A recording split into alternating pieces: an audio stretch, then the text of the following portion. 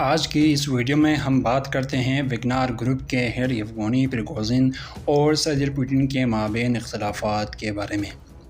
آپ کو یہ بھی بتائیں گے کہ کیسے ایک ڈکیت ٹولے سے تعلق رکھنے والا شخص روس کے پہلا ملٹری فورس کا انچارج بنتا ہے۔ اس کہانی کے آغاز میں ہم پریگوژن کے ابتدائی زندگی پر روشنی ڈالتے ہیں۔ پریگوژن جب 18 سال کا تھا تو سینٹ پیٹرز برگ میں ایک چھوٹے سے ڈکیت ٹولے کا حصہ ہوا کرتا تھا۔ یہ ٹولہ راہ چلتے خواتین، بزرگوں اور کمزور لوگوں کو پکڑ لیتا تھا، پھر ان کو لوٹ کر چھوڑ دیتا تھا۔ 80 کی دہائی میں یہ لوگ پولیس کے ہتھیلے چڑھ جاتے ہیں اور پریگوژن کو 13 سال کی سزا ہوتی ہے۔ لیکن جب سوویت یونین ٹوٹ جاتا ہے تو پریگوژن بھی جیل سے نکل آتے ہیں۔ بجائے اپنی پرانی روش کو برقرار رکھنے کے وہ ایک چھوٹا سا ڈھابہ کھول لیتے ہیں۔ پریگوژن کو اس میدان میں کامیابی ملتی ہے اور وہ اپنے اس کاروبار کو مزید وسعت دیتا ہے۔ یوں اس کا ہوٹل روس کی سب سے بہترین ہوٹل بن کر ابھرتا ہے۔ بڑے سے بڑے لوگ وہاں آ کر کھانا کھاتے ہیں اور پریگوژن کا مداح بن جاتے ہیں۔ انہی بڑے لوگوں میں پوٹن بھی شامل تھا۔ یہاں سے پوٹن اور پریگوژن کی دوستی کی شروعات ہوتی ہے۔ 2014 میں جب کرائمین کرائسس شروع ہوتا ہے تو پریگوژن روس کے کچھ جرنیلوں کو ایک آفر پیش کرتے ہیں۔ اس آفر کے مطابق وہ پریگوژن کو کچھ زمین دیں گے جہاں وہ اپنے پرائیویٹ لوگوں کو ٹرین کریں گے اور وہ ٹرین لوگ کرائمیا میں جا کر لڑیں گے۔ کہیں پر بھی روسی مداخلت کا تذکرہ بھی نہیں ہوگا۔ یہ آفر ان جرنیلوں کو بہت زیادہ پسند آتا ہے۔ اس کے علاوہ یہ گروپ افریقہ اور عراق میں بھی روس کے لیے لڑتے آ رہے ہیں۔ یہ گروہ اس وقت عالمی منظرنامے پر آ جاتے ہیں جب یہ لوگ عراق میں جاری جنگ میں امریکہ کے تربیت یافتہ سولجر پر حملے کرتے ہیں۔ وقت گزرتا ہوا فروری 2022 آ جاتا ہے اور روس یوکرین میں ایک اسپیشل آپریشن کے نام پر حملہ شروع کر دیتے ہیں۔ پریگوژن کو یعنی وگنر گروپ کو اس جنگ کی فرنٹ لائن کی ذمہ داری سونپ دیتی ہے۔ یہ گروپ روس کے لیے لڑنے اور فتوحات سمیٹنے میں مصروف ہو جاتے ہیں۔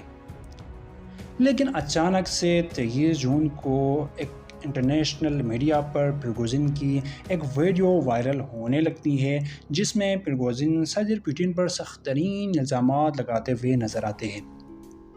ان کا یہ الزام تھا کہ روسی فوج یوکرین میں جاری جنگ میں وگنر گروپ کی مدد کے بجائے الٹا انہی کے لوگوں پر حملے کر رہے ہیں۔ لہٰذا اس نے اعلان کیا کہ ہم انصاف لینے کے لیے ماسکو کی طرف آ رہے ہیں، یعنی یہ ہمارا مارچ آف جسٹس ہے۔ اس پیغام نے پوری دنیا میں تہلکہ مچا دیا کہ روسی فوج کا front line attacker Wagner group Ukraine سے سیدھا ماسکو آ رہا ہے۔ کیا وہ اپنے ہی ملک کی فوج پر حملہ کرے گا؟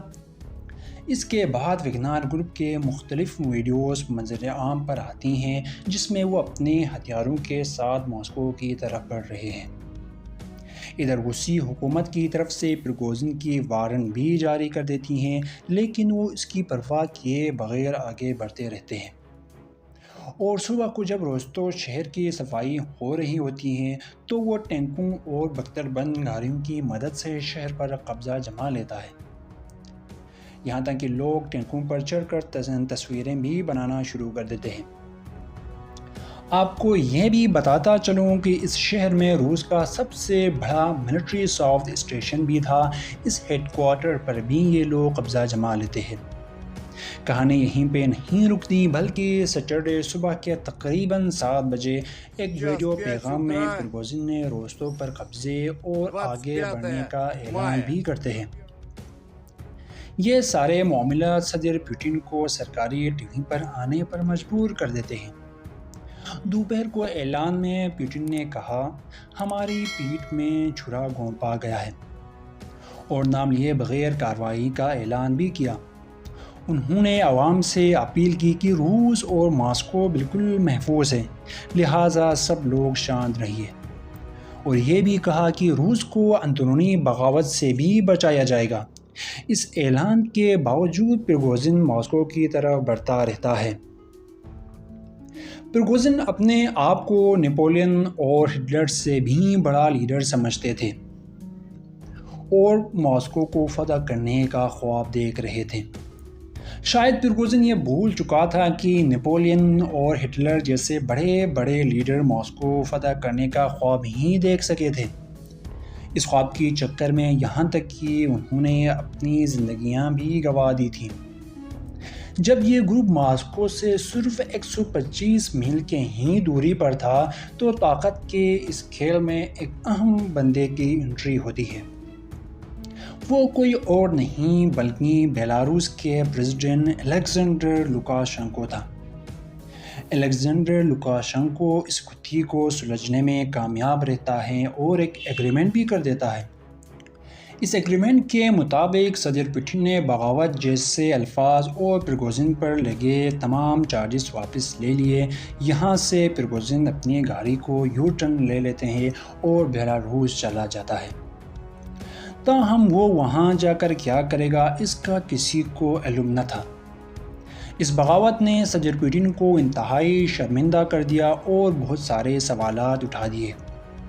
تاہم لوگوں کا یہ کہنا تھا کہ پوٹن سب کچھ بھول سکتے ہیں لیکن دھوکہ نہیں بھول سکتا۔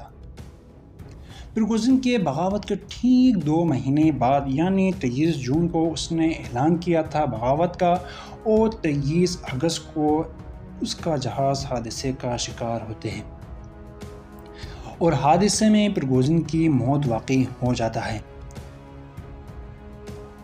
تاہم اپنے دیکھنے اور سننے والوں کو یہ بتاتا چلوں کہ چونکہ پوٹن کا ماضی سوویت روس کے سیکرٹ ایجنسی KGB سے رہا ہے، سو وہ اچھے سے سمجھتے ہیں کہ طاقت کے اس کھیل میں کب اور کیسے اترنا ہے اور اسے کیسے فتح کرنا ہے۔